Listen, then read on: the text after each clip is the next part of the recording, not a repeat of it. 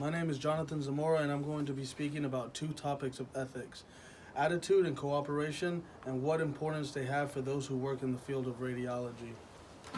Attitude is defined by the outlook you present to the world, whether it's negative or positive. The more preferred attitude is a positive one, especially by those around you, be they coworkers or patients. A positive attitude can make somebody view you as a trustworthy person and can make them see you as somebody that they can let their guard down with. This is so important in radiology, especially when it comes down to having to ask a patient to twist and turn to get the desired angle for an x ray. I've been hurt quite a lot this last year, and I've had a broken ankle, and I've also severed multiple tendons and nerves in my right hand.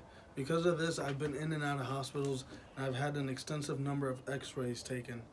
There have been a couple of times where I've spoken to some techs taking my x rays who didn't seem to have any kind of a positive attitude, and others who did.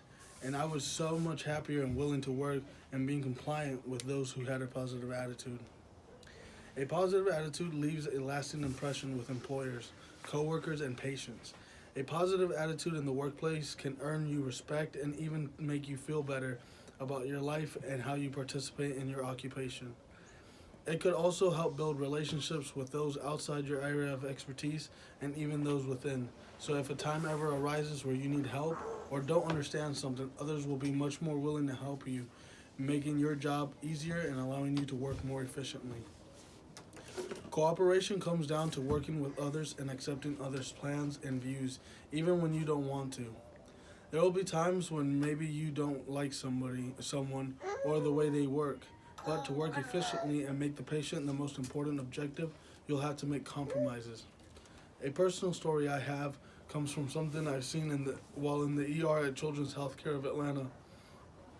My son had been in and out of the ICU in the month of November of 2021, and while I was up there during our third visit, one of the doctors chose to ignore the fact that my son's oxygen was dropping lower and instead lowered the oxygen that was being supplied to him. She had made those decisions without consulting the respiratory therapist, and my son ended up in the ICU again.